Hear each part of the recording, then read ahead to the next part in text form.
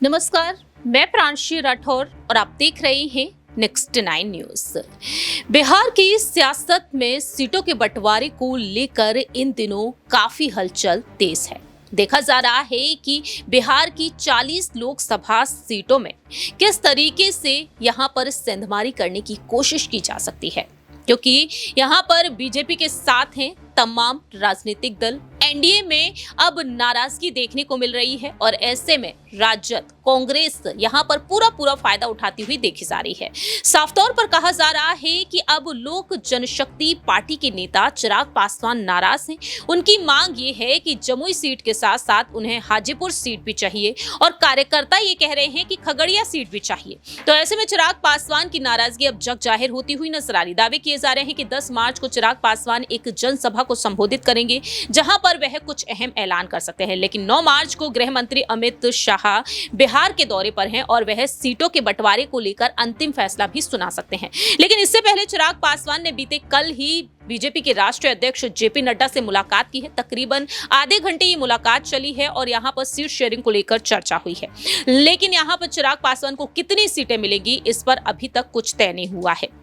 सूत्रों की माने तो सामने ये आया है कि 40 सीटों में से 20 से 22 सीटों पर चुनाव लड़ती हुई देखी जा सकती है बीजेपी।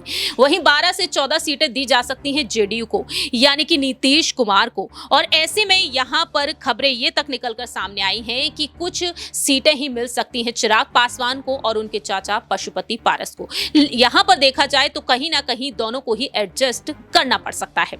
अंदरूनी सूत्रों की माने तो दावे किए जा रहे हैं कि चिराग पासवान और उनके चाचा पशुपति पारस दोनों को अब एडजस्ट करना पड़ेगा, क्योंकि यहां पर एक सीट उपेंद्र कुशवाहा और एक सीट जीतन राम मांझी की पार्टी हम को दिए जाने की योजना है। बिहार में एनडीए का कुनवा जो है, और ऐसे में देखा जाए यहां पर 6 दल हैं। पिछले लोकसभा चुनाव में बीजेपी और जेडीयू ने जिस तरह से बराबर सीटें बांटी थी, 17 सीटों पर चुनाव लड़े थे। लेकिन इस बार देखा जाए तो यहां पर नीतीश कुमार के एनडीए में फिर से आ जाने के बाद से सियासी हलचल तेज हो गई है। यहां पर खेमों में अब नाराजगी देखने को मिल रही है।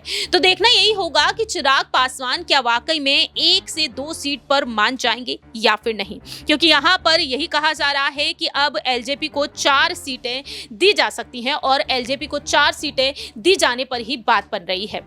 देखना होगा कि चिराग पासवान की जिस तरीके से मांगे बढ़ रही हैं, क्या इन मांगों को पूरा कर दिया जाएगा। जानकारी दे दें कि इंडिया गठबंधन की तरफ से चिराग पासवान को 8 सीटें देने का ऑफर है। वहीं 2 सीटें उत्तर प्रदेश की सियासत में उन्हें दी जा सकती हैं। तो देखते हैं कि आने वाले समय में चिराग पासवान क्या वाकई में बीजेपी की इस योजना से सहमत हो जाएंगे, क्योंकि यही कहा जा रहा है कि नीतीश कुमार के इस गठबंधन में आ जाने के बाद से वह काफी असहज महसूस कर रहे हैं। तो देखते हैं कि चिराग पासवान यहाँ पर मान जाते हैं या फिर चिराग पासवान राजद की तरफ, इंडिया गठबंधन की तरफ रुक कर लेंगे।